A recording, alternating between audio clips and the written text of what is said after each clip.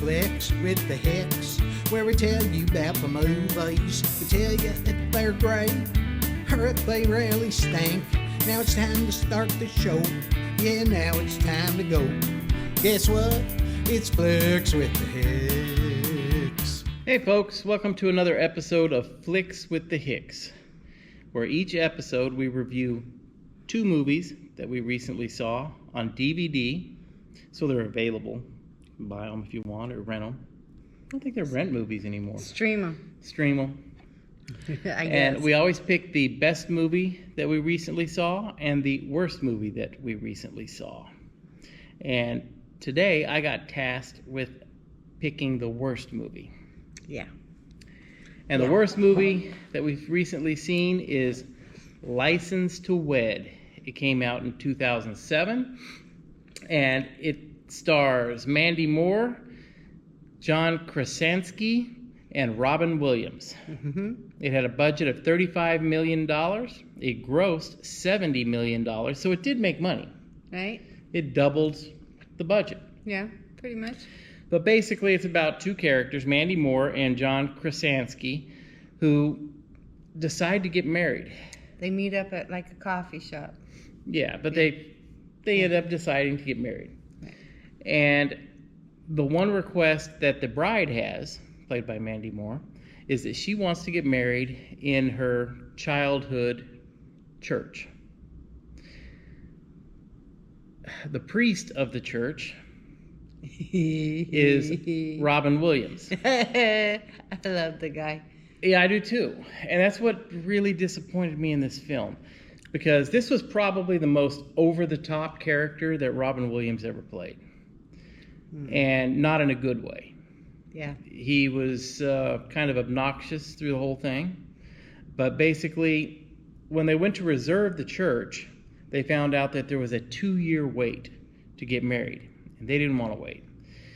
The only date available for them to get married was 3 weeks away. Yeah, 3 weeks. They had that one short time frame that they could get married.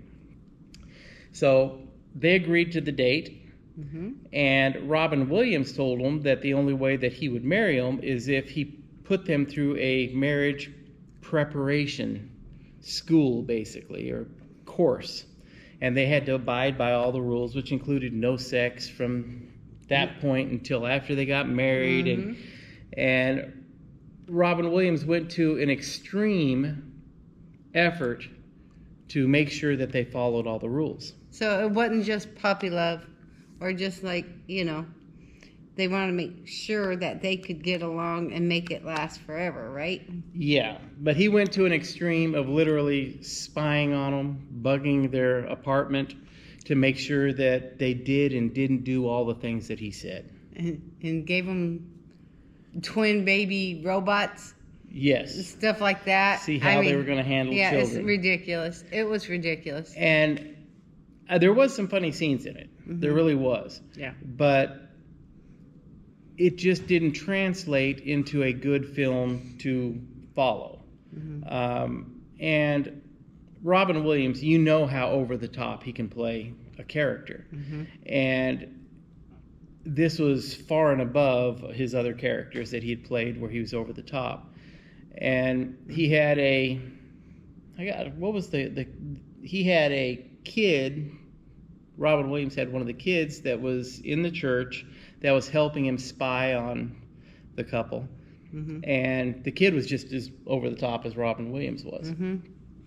And there's no way in the world Janet and I would have gotten married if we had to abide by all these rules. Right. It was just ridiculous. Yes. It was ridiculous. The whole movie was pretty ridiculous. Yeah. There were some cute parts in it, but it wasn't good. Right. It really wasn't. And I seen the main guy.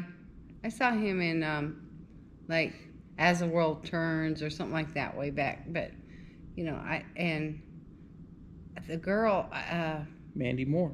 Yeah, Mm-hmm. seen her too. But Yes. it's like, okay, she was good in what This Is Us? I think that's what that show was called. Yeah.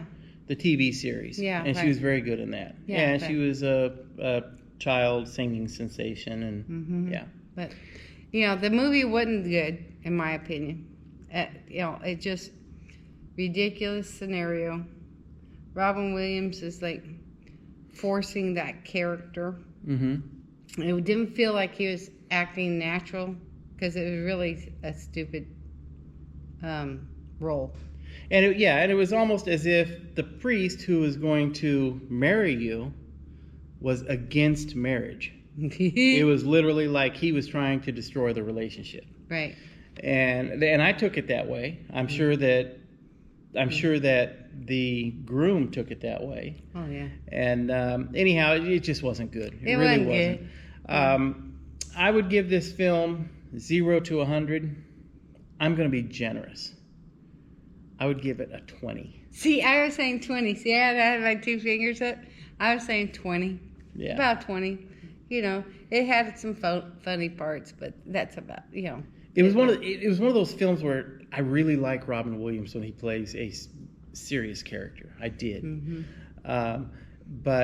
And Robin Williams would keep my attention so that I wouldn't get lost in the film. But at the same time, at the end of the film, I felt like that was an hour and a half that I just totally wasted. Right.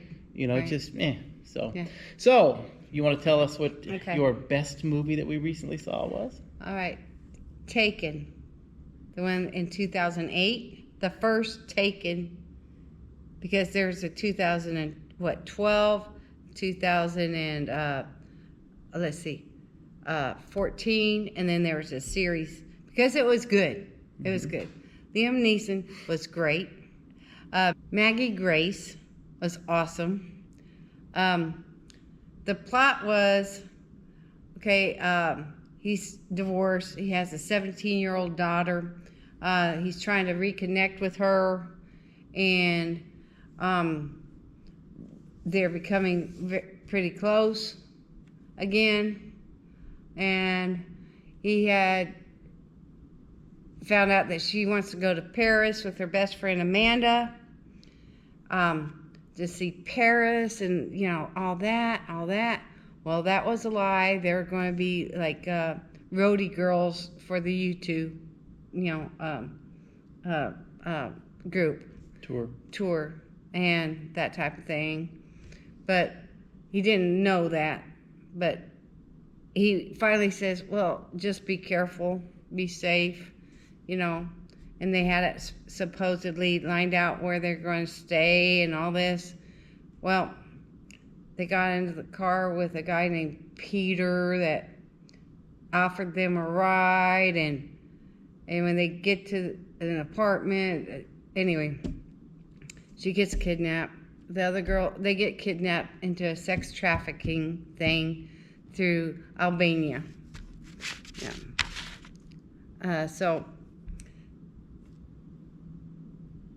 he finds out, and, you know, they want money, and anyway, he's going to kill him because he used to be an agent, and it's like, yeah, he is awesome. Mm-hmm. He was just awesome. Yeah, this is the movie that in the preview here you see Liam Neeson saying, "I have a special set of skills, and I will find you." And Liam Neeson plays that type of. He plays every role good, but he was especially good in this film. Yes, and so, well, it was budgeted for $25 million. It made $226 million. They made two more. Taken number 2 and Taken number 3, and a series based on it also. It was awesome. I just say it was awesome. And the storyline was intense. It made you feel all the feelings of sorrow, happy, sad, you know, all your emotions. When a movie can do that to you, I think it's good. It's good.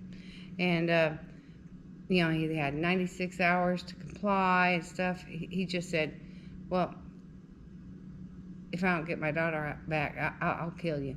Mm-hmm. So, basically, yeah. I'm going to get you. I'm going to get you. You know, that type of thing. You know, she was only 17, and the Albanian guy, you know, Amanda, you know, was... Well, she didn't make it, but it was like tough tough on some parts. Yeah. But it's a good movie. It reminded me a lot of like one of the Mission Impossible movies, but better, I thought. It didn't have all the animated stuff or the technical stuff. Right.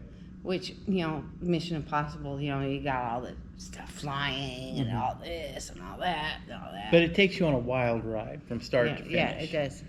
And Liam Neeson, he's fantastic in that role. Yeah. So He says, I will find you. I will find you. So what would you give your film, 0 to 100? I'll give it like a...